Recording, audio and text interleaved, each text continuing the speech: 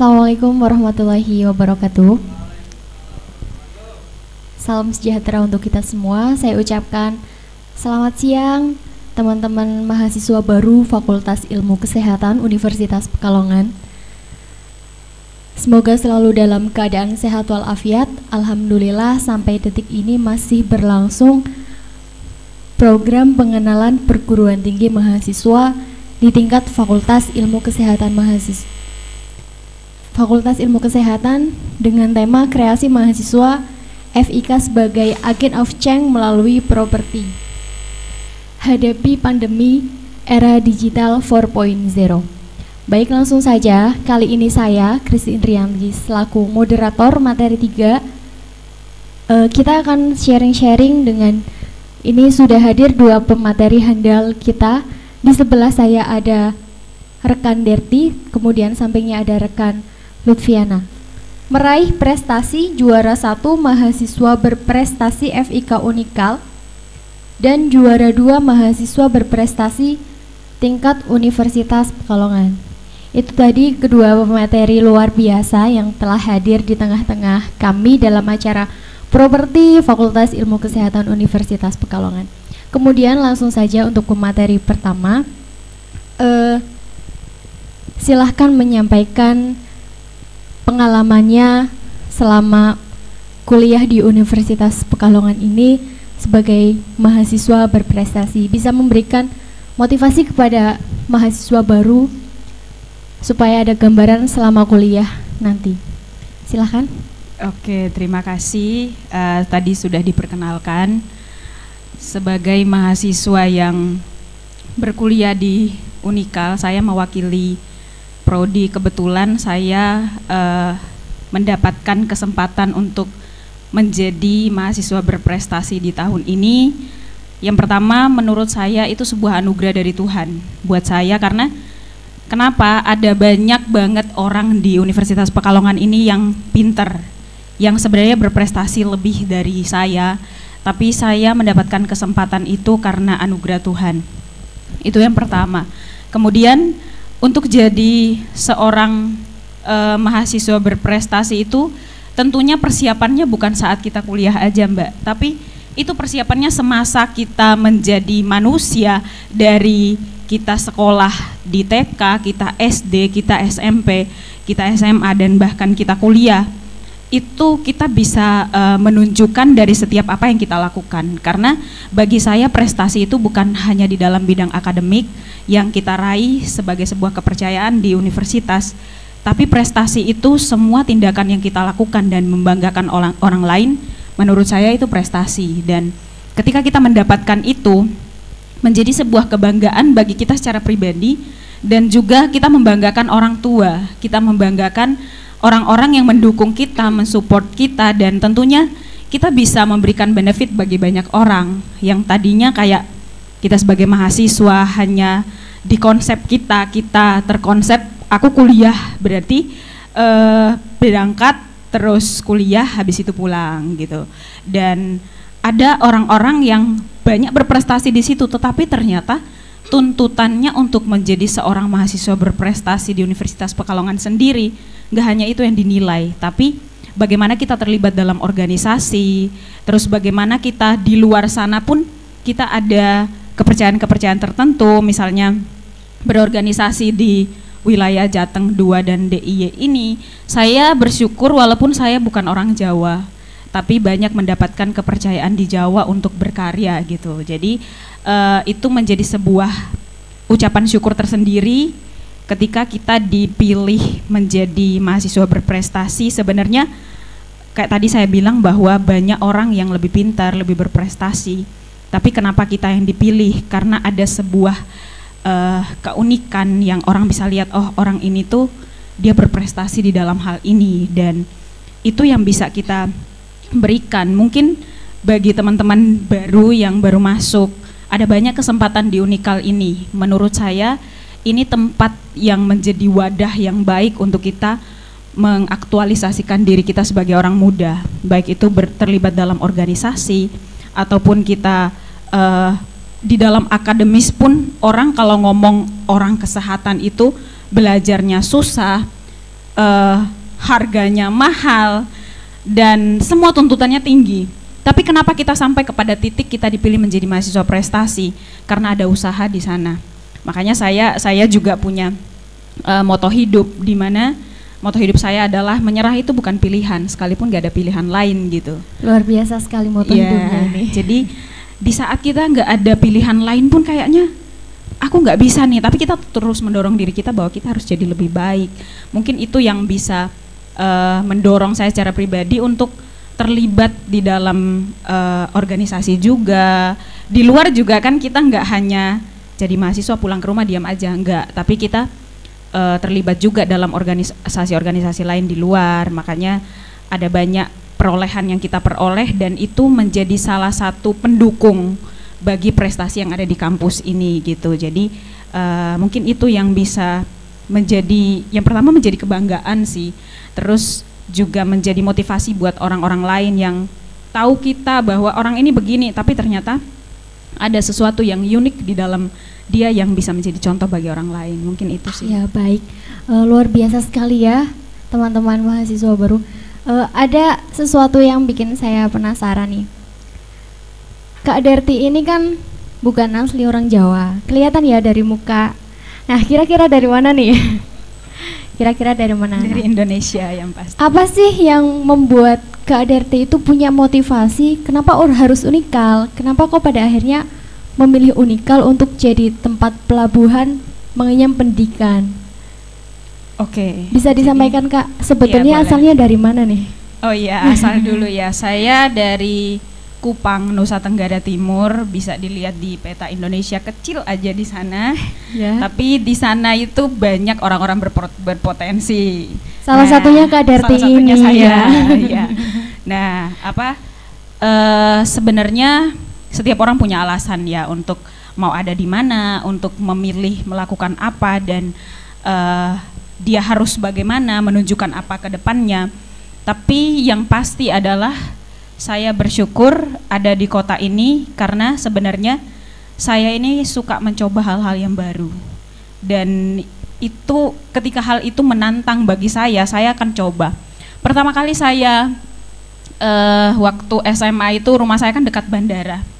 Setiap kali ada pesawat lewat, pesawat itu mau berangkat, itu saya selalu bilang, kapan ya pengen naik pesawat gitu. Kayaknya enak ya orang naik pesawat. Terus di dalam benak saya waktu itu, saya ngomong pengen ke Jawa deh gitu.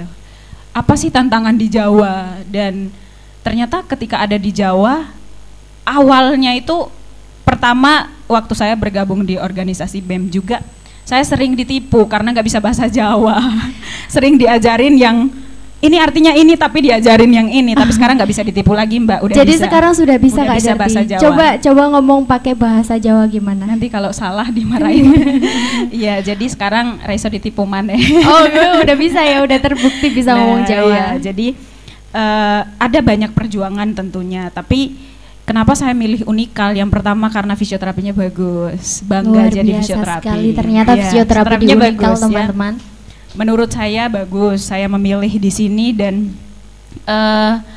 Universitas Pekalongan biar ada orang-orang lain yang kota Pekalongan ini kan ikonnya terkenal batik, tapi secara akademis, secara pendidikan itu kurang terkenal. Orang taunya kayak di Salatiga Satiwacana gitu, terkenal sampai seluruh Indonesia, tapi Pekalongan tuh kayaknya masih di lingkup kecil, Jawa Tengah yang tahu. Nah, ketika saya ada di sini, orang-orang waktu nanya, kamu kuliah di mana? Universitas Pekalongan, dengan bangga gitu kan. Nah, akhirnya ini juga menjadi salah satu promosi bagi orang-orang yang ada di luar pulau bahwa Pekalongan itu ternyata bukan hanya batiknya yang dikenal di seluruh dunia, tapi juga pendidikannya juga bagus dan salah satunya Unikal pilihannya gitu. Jadi ya, kita harus bangga sekali di Unikal, bangga di FIK seperti itu karena ada banyak hal yang bisa kita eksplor di sana. Baik, luar biasa sekali ya teman-teman mahasiswa baru. Nah, sekarang kita bergeser dulu nih dengan pemateri kedua. Tadi sudah bicara panjang lebar dengan Kak Derti dari Nusa Tenggara Timur, lebih tepatnya Kupang. Nah, sekarang kita bergeser ke sebelah. Ada perempuan cantik pakai jas biru, berhijab, anggun sekali. Nah, kita kenalan langsung dengan yang bersangkutan. Beliau atas nama Lutfiana Indah Hapsari. Silahkan bisa menyampaikan beberapa kalimat untuk disampaikan motivasi, tips-tips gimana sih caranya biar bisa jadi mahasiswa yang berprestasi, biar bisa kepilih. Kan tadi kalau Kak Derti sudah menyampaikan bahwa mahasiswa berprestasi itu nggak selalu tentang akademis, nggak selalu tentang hal apa, hal ini, hal itu gitu kan. Nah, tetapi kan bagi setiap mahasiswa itu pasti punya target tersendiri. Aku pengen nih di kampus Unikal biar bisa jadi mahasiswa berprestasi, biar dapat perolehan juara. Nah, gimana sih Kak Lutfi tips untuk meraih itu semua? Silahkan. Terima kasih kepada Mbak Kristi selaku moderator. Baik, Assalamualaikum warahmatullahi wabarakatuh. Assalamualaikum warahmatullahi wabarakatuh. Saya ucapkan selamat datang kepada mahasiswa baru di lingkup Fakultas Ilmu Kesehatan Universitas Pekalongan. Sebelumnya perkenalkan, nama saya Lutfiana Indah Hapsari, biasa dipanggil Kak Lutfi. Saya dari program studi keperawatan Fakultas Ilmu Kesehatan Universitas Pekalongan. Nah, jadi di sini kakak mau ngasih tips nih buat kalian semua, gimana sih caranya menjadi mahasiswa berprestasi. Tentunya kalian harus tahu dulu mahasiswa itu yang seperti apa sih. Mahasiswa itu beda ya teman-teman dari kata siswa. Katanya saja sudah beda, siswa dan mahasiswa. Artinya setelah kalian menjadi mahasiswa, kalian dituntut untuk merubah mindset kalian menjadi lebih independen. Jadi mungkin yang tadinya dulu sewaktu kalian siswa itu mungkin kalian tidak akan paham kalau tidak dijelaskan oleh dosen. Nah, setelah jadi mahasiswa harapannya kalian itu independen. Kalian harus dituntut untuk bisa, untuk paham walaupun dosen itu tidak menerangkan. Dan menjadi mahasiswa itu mau kalian berangkat, mau kalian tidak berangkat, itu adalah hak kalian dan pilihan kalian. Jadi sebaiknya saran kakak, jadilah mahasiswa yang baik, yang aktif, yang bisa membawa kalian lebih maju ke depan. Contohnya, misalnya nih, kalian ingin menjadi mahasiswa berprestasi. Rajinlah untuk mencari prestasi, aktif di organisasi, atau mengikuti unit-unit kegiatan mahasiswa. Punya rasa percaya diri. Misalnya, kalian itu saya ingin menjadi mahasiswa berprestasi, misalnya seperti Kak Derti. Kalian harus percaya dulu dari diri dalam kalian sendiri. Saya yakin bahwa saya bisa. Maka untuk melangkah ke depannya pasti kalian akan lebih mudah. Kemudian untuk tips yang kedua yaitu nabunglah prestasi. Gimana Kak caranya sih supaya kita itu bisa mempunyai prestasi yang banyak? Caranya kalian harus tahu dulu apa sih kelebihan saya. Saya itu bisa apa gitu. Gali potensi kalian, misalnya keunggulan kalian atau kelebihan kalian di bidang bela diri misalnya. Ikutilah unit kegiatan mahasiswa yang ada di kampus, kembangkan potensi kalian. Atau bahkan mungkin dari kalian saya lebih suka di bidang keilmiahan Kak, penelitian. Saya lebih suka mempelajari tentang riset-riset. Ikutilah UKM, misalnya contohnya UKM Ristek yang ada di Universitas Pekalongan. Terus selanjutnya kalian kembangkan potensi kalian, ikutilah perlombaan-perlombaan. Sehingga nanti ketika ada pemilihan mahasiswa berprestasi, kalian udah menabung prestasi. Udah pernah juara ini. Syukur-syukur kalian bisa tembus ke tingkat internasional. Dan tips yang ketiga yaitu public speaking. Bagaimana sih Kak caranya supaya kita itu bisa ngomong di depan umum? Kadang ada mahasiswa yang minder, malu karena dia kayak nggak pede kalau ngomong di depan orang. Caranya gimana? Caranya adalah gabunglah ke organisasi, ikutilah organisasi. Karena apa? Karena di organisasi itu kita akan diasah bagaimana caranya kita menyampaikan pendapat. Kita di situ akan bekerja sama dengan tim, kita di situ akan belajar bagaimana caranya memecahkan masalah. Karena untuk bisa ngomong di depan umum itu harus dibiasakan, harus dilatih secara terus-menerus. Karena kalau itu kita lakukan terus-menerus akan menjadi suatu habits atau kebiasaan. Itu sih trik dari kakak. Semoga harapannya adik-adik atau teman-teman semuanya bisa menjadi mahasiswa berprestasi dan menjadi mahasiswa yang bisa membanggakan kampus khususnya di Fakultas Ilmu Kesehatan Universitas Pekalongan.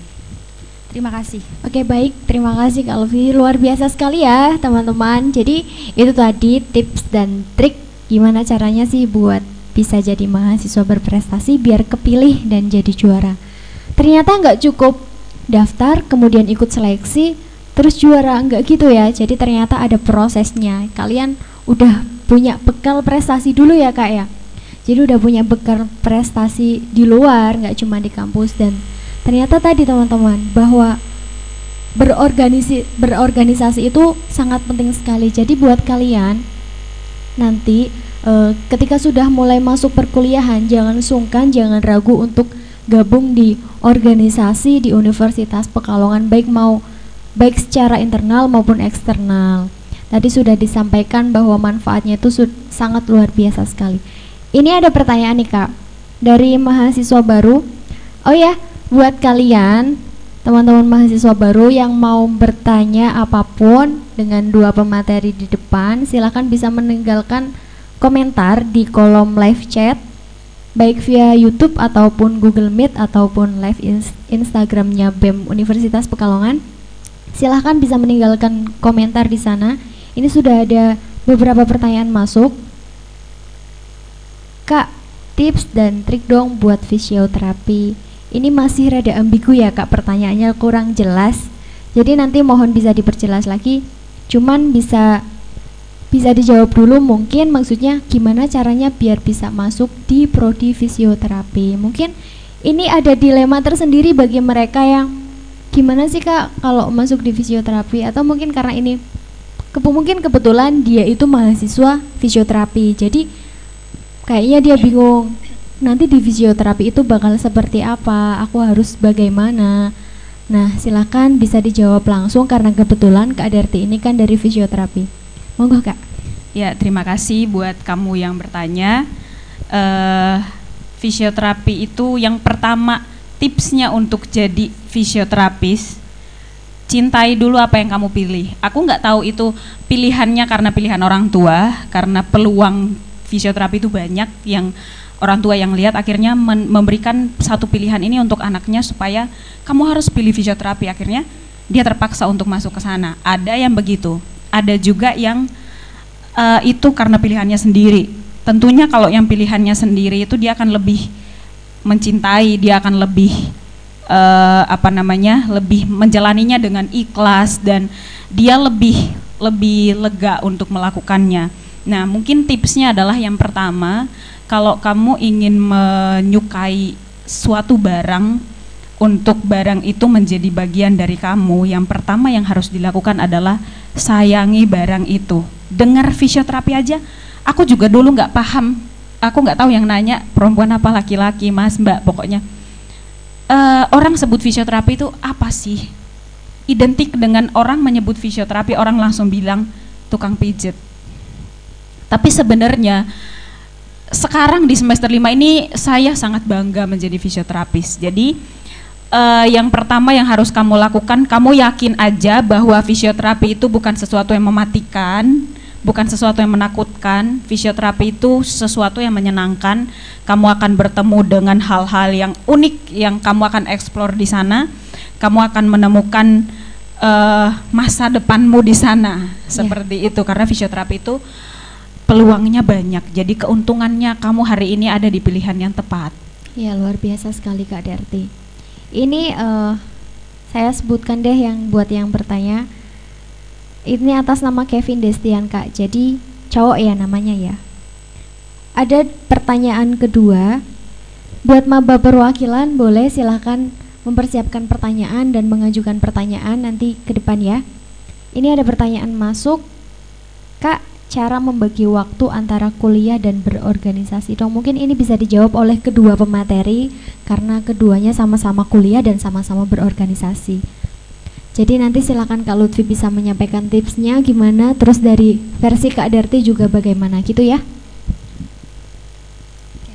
Baik, terima kasih pertanyaannya ya teman-teman. Jadi bagaimana sih Kak caranya kita memanage waktu antara kuliah dengan organisasi? Yang pertama, kita harus menentukan skala prioritas kita setiap hari. Jadi hari ini apa sih yang akan kita prioritaskan?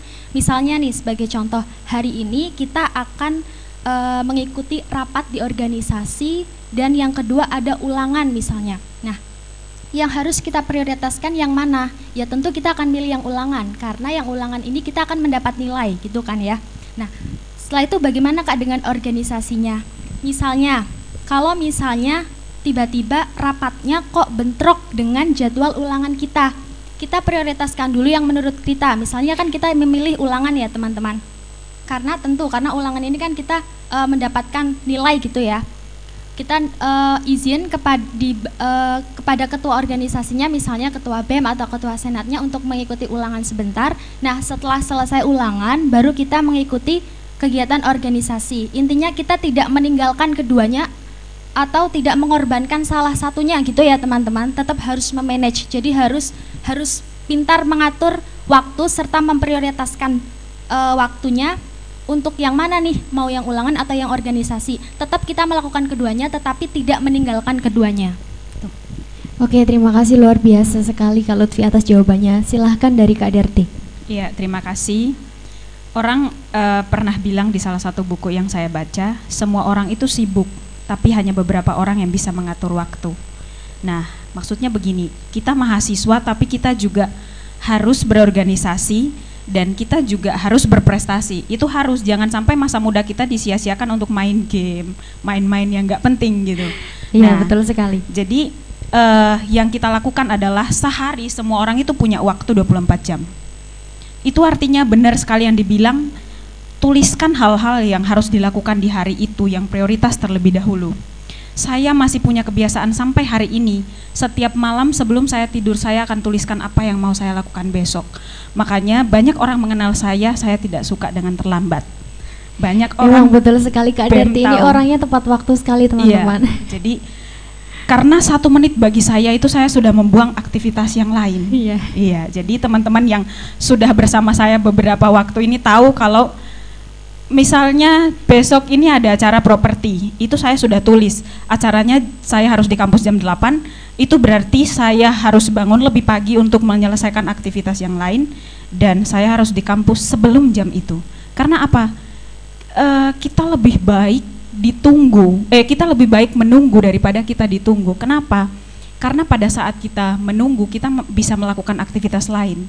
Misalnya kita ngerjakan tugas sambil menunggu orang lain. Tapi kalau kita yang ditunggu, kita akan tergesa-gesa dan aktivitas yang kita sudah rencanakan tidak akan dikerjakan. Jadi prinsipnya adalah 24 jam itu sama bagi kita. Yang berorganisasi, yang tidak berorganisasi sama semua. Tapi bagaimana kita mengatur 24 jam itu supaya kita pas melakukannya sampai akhir, dan hal-hal yang prioritas diutamakan. Kemudian organisasi penting tapi harus berprestasi. Intinya jangan telat. Iya, intinya jangan telat ya teman-teman. Kadang tuh ada kegiatan ya jam 8. Oke, jam 8, tapi jam 8 itu baru OTW, dan OTW-nya bukan OTW ke kampus, OTW mandi, OTW makan. Sekarang OTW itu multitafsir Kak, jadi jangan mudah terpengaruh dengan udah OTW kok ternyata OTW tidur kan, lebih parah lagi ya kan. Sudah kejawab ya tadi pertanyaannya dari Tiara Anissa Salma, terima kasih sudah berani bertanya. Kemudian ini ada pertanyaan lagi dari Andika. Kak mau nanya dong, suka dukanya ketika masuk organisasi di Universitas Pekalongan. Mungkin bisa dijawab oleh Mbak Lutfi dulu. Baik, terima kasih kepada Andika ya atas pertanyaannya. Kalau suka duka, apa sih suka dukanya di organisasi gitu ya? Kalau sukanya banyak teman-teman, sukanya itu banyak sekali. Karena yang pertama kita menjalin relasi ya, banyak kita memiliki teman yang banyak lah. Jadi misalnya nih kita mengikuti satu organisasi, di situ kita memiliki teman. Kemudian kita mengikuti lagi organisasi yang lain, di situ kita memiliki teman. Artinya bahwa kita mempunyai banyak relasi. Itu akan memudahkan kita nanti ketika kita lulus. Kenapa? Karena begini teman-teman. Banyak orang, kita kan nggak tahu ya rezeki itu datangnya dari mana gitu ya. Kalau misalnya kita lulus misalnya ya, kita belum mendapatkan pekerjaan, kita punya teman, relasi kita banyak. Siapa tahu teman dulu kita itu bisa menjadi relasi kita, teman-teman. Bisa menjadi jalan kita untuk maju gitu. Karena ada pepatah yang mengatakan bahwa tidak hanya banyak anak banyak rezeki, tapi juga banyak teman banyak rezeki. Luar biasa sekali ya, kata-kata mutiaranya keluar terus ini dari dua materi. Gitu ya Kak ya. Oh, dukanya gimana? Kan tadi baru sukanya, sekarang dukanya Kak. Kalau menurut saya, kalau untuk dukanya tentu mukanya beda ya, tadi pas cerita suka itu sumringah sekali. Ada suka, tetap ada sekarang duka ketika ya, mau bicara duka karena kelihatan. Begini, kalau misalnya di organisasi itu kita harus benar-benar menentukan prioritasnya tadi. Kita harus mana sih yang harus kita prioritaskan, karena kalau misalnya dukanya sendiri bagi saya yang tadinya mungkin tadi waktu awal rapat saya kurang mendengarkan, jadi saya yang tadinya harusnya saya mendapatkan pengalaman di bidang organisasi itu, karena tadi sedikit waktu saya terbuang untuk ini, akhirnya saya belum bisa mendapatkan pengalaman di bidang itu gitu. Kemudian mungkin kalau lelah itu pasti ada ya teman-teman, pasti ada kalau lelah, karena di situ kita berpikir, di organisasi itu kita diajarkan untuk bagaimana caranya kita memecahkan permasalahan, bagaimana caranya kita bekerja tim gitu ya. Kadang kan mengerjakan sesuatu itu nggak sempurna gitu. Kadang kita merasa bahwa apa yang kita lakukan hari itu tuh kok merasanya kurang, kok rasanya kayak ada yang kita belum bisa melakukan dengan baik gitu. Itu menjadi suatu kita berpikir bahwa kita belum bisa melakukan yang terbaik gitu. Dan itu jadi membuat suatu pikiran kita yang negatif gitu loh kalau menurut saya. Jadi memang kalau untuk organisasi, kalau kita mau gabung di organisasi, kita harus pintar-pintar bagaimana caranya memanage waktu gitu. Baik, intinya gimana caranya kalian pintar-pintar memanage waktu gitu ya. Sebelum berlanjut, saya mau menanyakan dulu nih sama mahasiswa perwakilan yang sudah hadir di sini. Boleh ya kami undang untuk maju ke depan, memperkenalkan diri saja dulu, kemudian jika memang ada pertanyaan, silakan bisa ditanyakan. Ketiga-tiganya silakan bisa maju ke depan, berdiri aja. Ya, luar biasa sekali ini, ternyata ada maba juga yang mau menyempatkan untuk hadir ke sini Kak. Bisa ke sana, depan situ, satu-satu nggak apa-apa ya. Silakan bisa memperkenalkan, sini Mbak. Ya, silakan bisa memperkenalkan diri. Boleh dibuka biar kelihatan cantiknya ya. Ya, silahkan. Nama, kemudian dari mana, prodi apa gitu. Ya, asal sama prodi. Assalamualaikum warahmatullahi wabarakatuh. Waalaikumsalam warahmatullahi wabarakatuh. Perkenalkan, nama saya Eka Bersanti. Alamat Desa Kluih Kerjen 2, Kecamatan Bandar, Kabupaten Batang. Dari program studi S1 Ilmu Keperawatan, Fakultas Ilmu Kesehatan. Oh, dari ilmu keperawatan teman-teman. Selamat datang di program studi keperawatan. Kebetulan saya juga dari keperawatan dan juga Kak Lutfi. Nah, apakah ada pertanyaan yang ingin disampaikan? Oh ya, silahkan. Oke, Kak, saya mau bertanya. Untuk pertanyaan yang pertama, cara mengatasi bosan kuliah.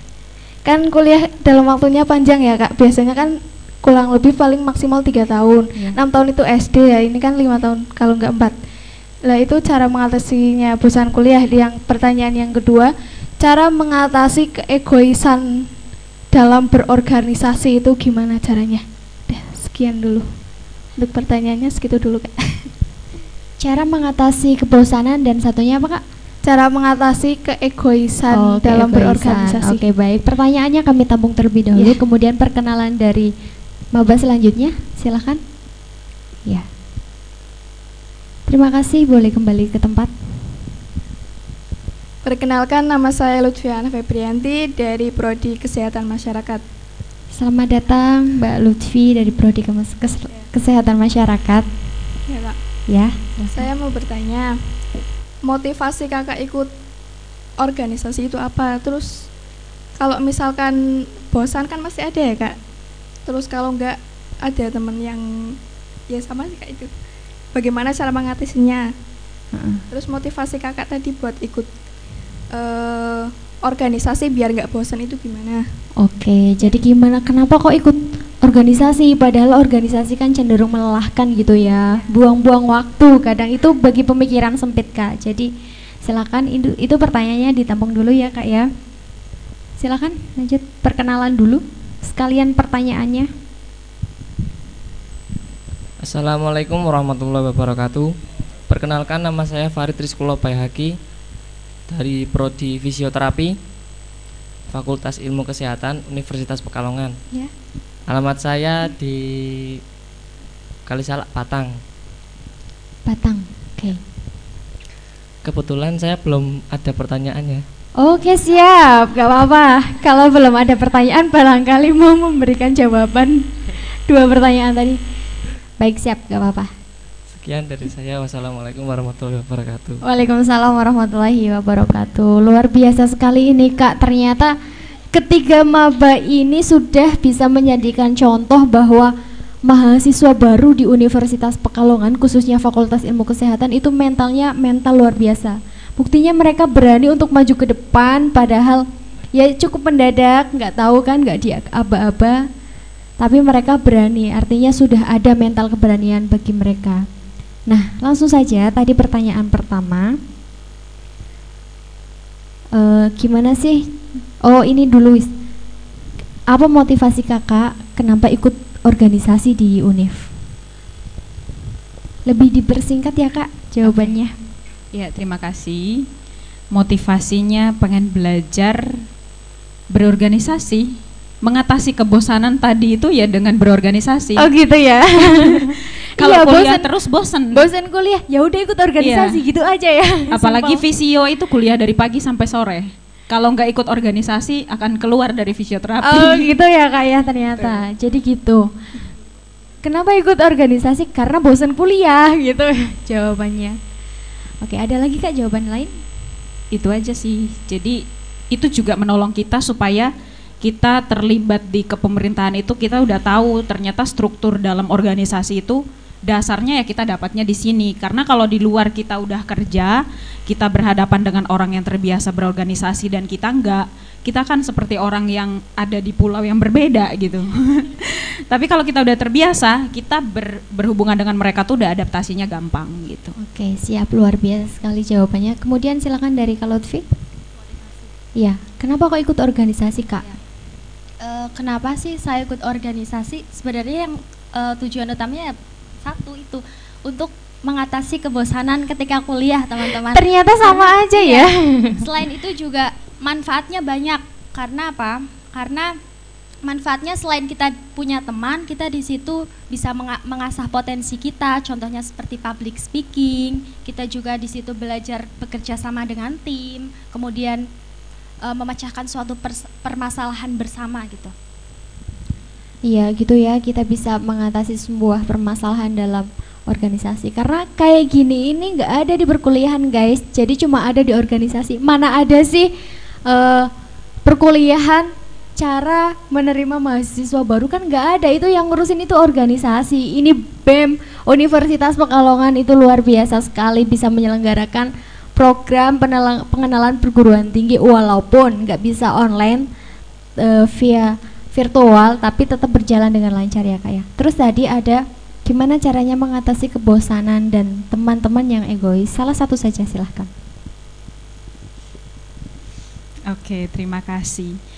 Kalau yang pertama itu adalah kalau kita tahu teman kita berpotensi, harusnya kita itu mendukung, bukan malah menjatuhkan.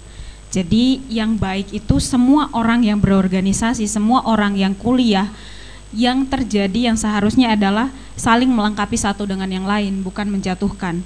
Misalnya aku tahu Mbak Kristi ini jago di MC, percayakan MC supaya itu mengasah. Jangan kita kok dia terus, lihat aja di platform Unikal pasti ada gitu. Itu kan sesuatu yang sindiran yang halus tapi menjatuhkan gitu. Nah, kalau kita berorganisasi harusnya saling mendukung. Oh, kamu luar biasa ya, kamu hebat di bagian ini, kamu harus terus mengasah diri kamu di bagian itu. Jadi lebih kepada kita saling mensupport satu dengan yang lain. Kalau kita support teman kita, tentunya di bagian kita juga kita pasti mendapat support. Tapi kalau kita menjatuhkan, saat kita dapat kepercayaan, dia juga akan berusaha mendorong opini publik untuk menjatuhkan kita gitu. Jadi lebih kepada saling melengkapi di dalam organisasi, jangan iri-irian deh karena setiap orang tuh punya potensi masing-masing. Itu sih. Oke, baik, luar biasa sekali. Ini masih ada satu pertanyaan yang belum terjawab, Kak. Dan Kak Derti lagi nih. Kak mau tanya, dari Nisfa Prihanani, fisioterapi itu kan yang paling utama soal anatomi nih. Nah, anatomi kan sulit. Tips belajar anatomi biar cepet nyantel itu gimana? Perlu diketahui guys, anatomi itu nggak cuma di fisioterapi. Semua mahasiswa kesehatan, entah perawat, kesmas itu pasti belajar anatomi ya. Jadi silakan bagi kedua pemateri siapa yang akan menjawab cara mudah menghafal anatomi.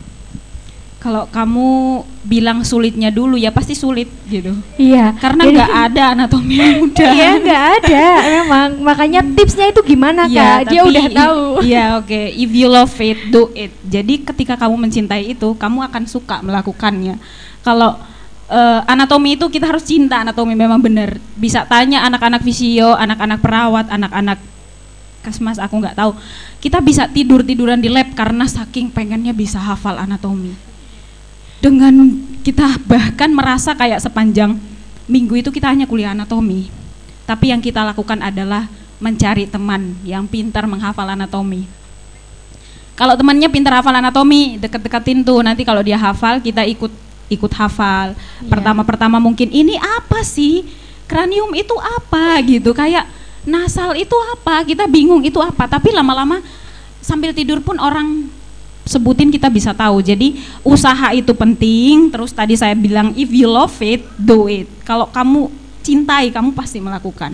Pertama itu cinta, tumbuhkan rasa cinta untuk anatomi dari sekarang. Luar biasa ya. Dan bisa itu karena terbiasa ya Kak ya. Betul. Ada tambahan dari Kak Lutfi? Tips buat mempercepat menghafal anatomi? Kalau tips dari saya itu biasanya kalau menghafal anatomi itu kayak membuat catatan kecil gitu loh. Jadi kemana-mana saya selalu bawa catatan itu gitu. Sekarang dibawa nggak Kak? Tidak dong. Oke, karena belum mulai aktivitas kuliah ya. Ini lagi menyapa mahasiswa baru, jadi nggak bawa dulu. Oke, lanjutkan Kak.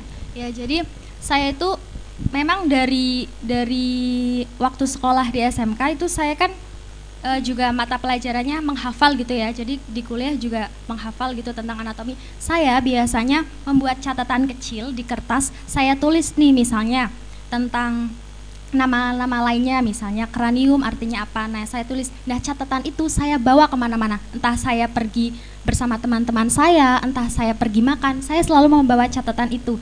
Jadi selalu teringat di kepala gitu.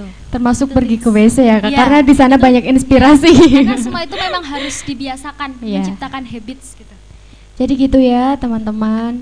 Udah ada tips nih dari dua pemateri. Jadi kalian nanti jangan bingung lagi. Tapi itu kan tips dari mereka berdua, belum tentu akan manjur bagi kalian. Sudah kelihatan kalau Kak Lutfi tipe orang yang kemana-mana itu punya catatan kecil. Jangan-jangan kalau ujian pun gitu nih.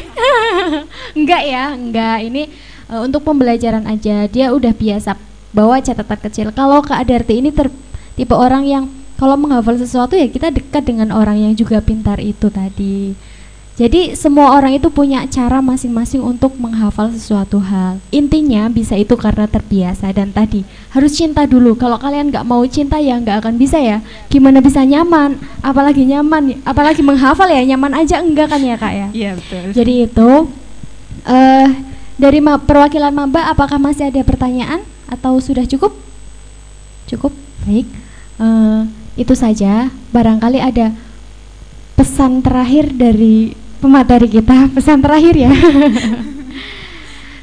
Kata-kata mutiara lagi Kak, masih ada terakhir yang akan disampaikan sebelum saya tutup? Kata-kata. Iya.